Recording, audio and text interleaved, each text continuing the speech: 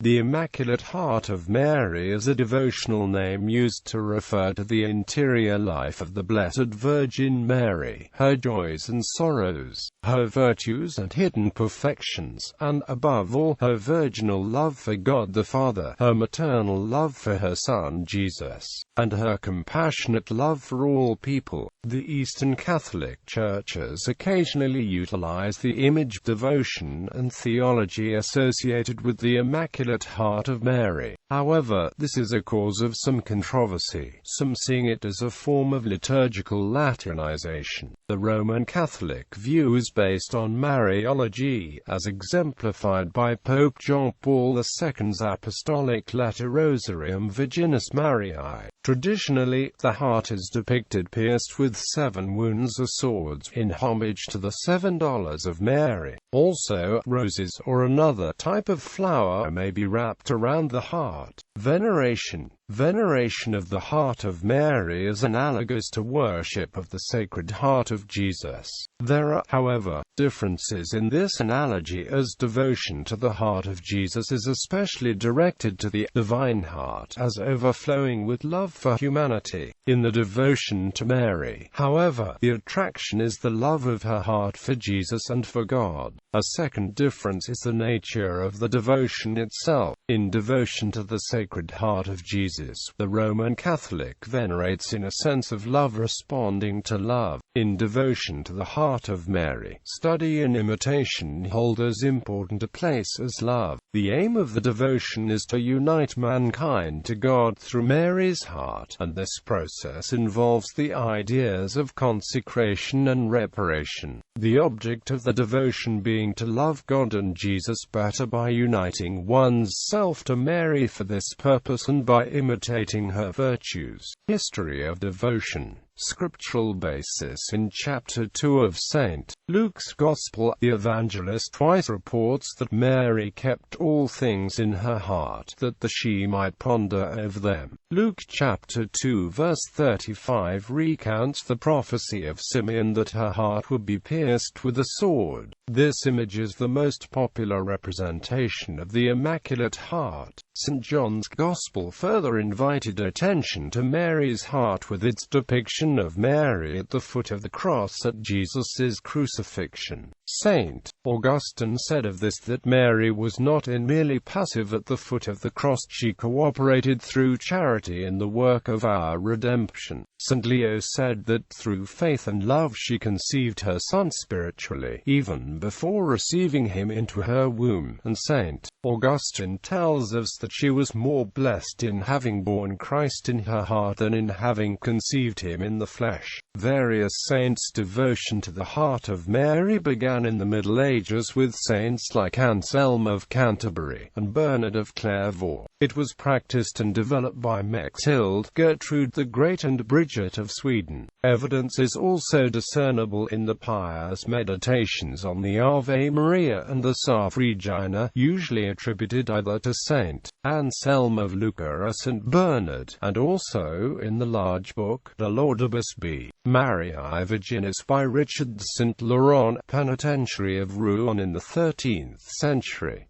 A little earlier it had been included by St. Thomas Becket in the devotion to the joys and sorrows of Mary, by St. Herman in his devotions to Mary, and somewhat later it appeared in Bridget of Sweden's Book of Revelations. Saint Bernardine of Siena is sometimes called Doctor of the Heart of Mary, and it is from him that the Church has borrowed the lessons of the second nocturne for the Feast of the Heart of Mary. St. Francis de Sales speaks of the perfections of this heart, the model of love for God, and dedicated to it his Theotimus. During this same period one finds occasional mention of devotional practices to the Heart of Mary, e.g., in the Antidotarium of Nicholas du Saussay, in Pope Julius II, and in the Ferratra of Lanspecius. In the second half of the 16th century and the first half of the 17th, ascetic authors dwelt upon this devotion at greater length. It was, however, St. John Eudes who propagated the devotion, to make it public, and to have a feast celebrated in honor of the Heart of Mary, first at Autun in 1648 and afterwards in a number of French dioceses. He established several religious societies interested in upholding and promoting the devotion, of which his large book on the Cœur Admirable, published in 1681, resembles a summary. Jean Eudes' efforts to secure the approval of an office and feast failed at Rome, but, notwithstanding this disappointment, the devotion to the Heart of Mary progressed. In 1699, Father Pinamonti published in Italian a short work on the Holy Heart of Mary, and in 1725, Joseph de Galifet combined the cause of the Heart of Mary with that of the Heart of Jesus in order to obtain Rome's approbation of the two devotions and the institution of the two feasts. In 1729, his project was defeated, and in 1765 the two causes were separated, to assure the success of the principal one. Feast Day. In its principal object, this feast is identical with the Feast of the Inner Life of Mary, celebrated by the Sulpicians on the 19th of October. It commemorates the joys and sorrows of the Mother of God, her virtues and perfections, her love for God and her divine Son, and her compassionate love for mankind. As early as 1643, St. John Eudes and his followers observed the 8th of February as the Feast of the Heart of Mary. In 1799, Pius VI, then in captivity at Florence, granted the Bishop of Palermo the Feast of the Most Pure Heart of Mary for some of the churches in his diocese. In 1805, Pope Pius VII made a new concession, thanks to which the feast was soon widely observed. Such was the existing condition when a twofold movement, started in Paris, gave fresh impetus to the devotion. The two factors of this movement were, first of all, the revelation of the miraculous medal in 1830, and then the establishment at Notre Dame des Victoires of the Archconfraternity of the Immaculate Heart of Mary, refuge of sinners, which spread rapidly. On the 21st of July 1855, the Congregation of Rites finally approved the office and Mass of the Most Pure Heart of Mary without, however, imposing them upon the Universal Church. Pope Pius XII instituted the Feast of the Immaculate Heart of Mary in 1944 to be celebrated on the 22nd of August, coinciding with the traditional Octave Day of the Assumption. In 1969, Pope Paul VI moved the celebration of the Immaculate Heart of Mary to the day, Saturday, immediately after the Solemnity of the Sacred Heart of Jesus. This means in practice that it is now held on the third Saturday after Pentecost, at the same time as he closely associated the celebrations of the Immaculate Heart of Mary and the Sacred Heart of Jesus. Pope Paul VI moved the celebration of the Queenship of Mary from the 31st of May to the 22nd of August, bringing it into association with the feast of her Assumption. Those who used the 1962 edition of the Roman Missal or an earlier one observe the day established by Pius XII. It is kept as the patronal feast of the Republic of Ecuador, of the Congregation of the Holy Ghost, of the Society of the Sacred Hearts of Jesus and Mary, and of the Missionary Society of the Heart of Mary. Related devotions.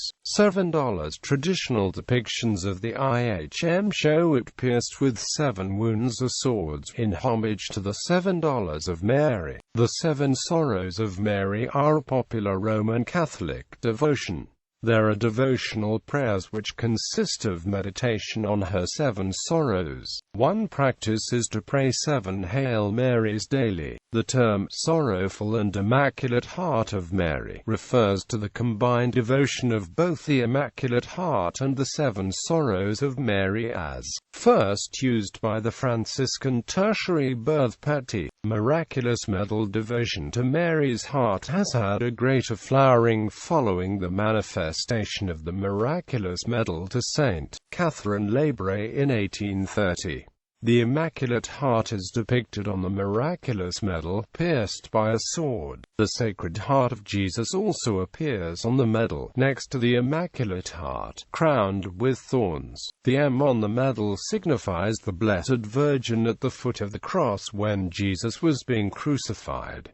5 First Saturdays. Our Lady of Fatima asked that, in reparation for sins committed against her Immaculate Heart, on the first Saturday of 5 consecutive months a Catholic go to confession, receive Holy Communion, recite 5 decades of the Rosary, and keep her company for 15 minutes while meditating on the 15 mysteries of the Rosary. She promised that, whoever would ever do this would be given at the hour of his death a grace is necessarily for salvation. Alliance with the Sacred Heart. The alliance of the hearts of Jesus and Mary is based on the historical, theological and spiritual links in Catholic devotions to the Sacred Heart of Jesus and the Immaculate Heart of Mary. The joint devotion to the hearts was first formalized in the 17th century by St. John Eudes, who organized the scriptural, theological and liturgical sources relating to the devotions and obtained the approbation of the Church. Prior to the visions of St. Margaret Mary Alacoque,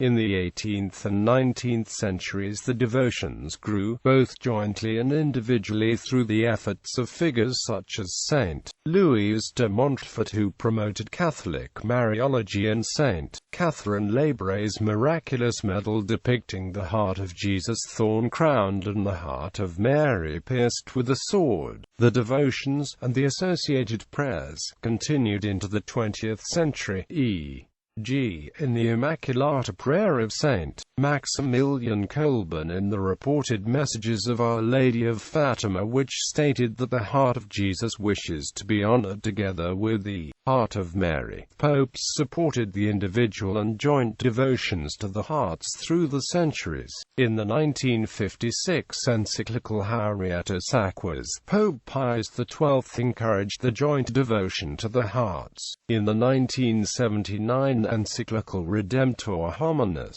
Pope John Paul II explained the theme of unity of Mary's Immaculate Heart with the Sacred Heart. In his Angelus address on the 15th of September 1985, he coined the term the Alliance of the Hearts of Jesus and Mary, and in 1986 addressed the International Conference on that topic held at Fatima, Portugal. Acts of consecration. During the third apparition at Fatima, Portugal, on the 13th of July 1917, the Our Lady allegedly said that, to the 3 little shepherds, God wishes to establish in the world devotion to her Immaculate Heart in order to save souls from hell and to bring about world peace, and also asked for the consecration of Russia to her Immaculate Heart. Pope Pius XII, in his Apostolic letter of the 7th of July 1952 Sacro Virginte, consecrated Russia to the Most Blessed Virgin Mary. Also, Blessed Alexandrina of Balazar, in Portugal, reported many private apparitions, messages and prophecies received directly from Jesus and the Blessed Virgin Mary. In June 1938, based on the request of her spiritual director Father Mariano Pinho, several bishops from Portugal wrote to Pope Pius XI, asking him to consecrate the world to the Immaculate Heart of Mary. At the time, Cardinal Eugenio Pacelli was the Secretary of the State of the Vatican, and he later performed the consecration of the world. On the 25th of March 1984, Pope John Paul II fulfilled this request again, when he made the solemn act of consecration of the world, and implicitly Russia. to the Immaculate Heart of Mary before the miraculous statue of Our Lady of Fatima brought to St. Peter's Square in the Vatican for the occasion. Sister Lucia OCD, then the only surviving visionary of Fatima apparitions, confirmed that the request of Mary for the consecration of Russia to the Immaculate Heart of Mary was accepted by heaven, and therefore was fulfilled. Again on the 8th of October 2000, the same Pope made an active entrustment of the world to the Immaculate Heart of Mary for the new millennium. In August 2013, Pope Francis announced that he would consecrate the world to the Immaculate Heart of Mary on the 13th of October 2013, as part of the Marian Day celebration that involved the iconic statue of Our Lady of the Rosary of Fatima.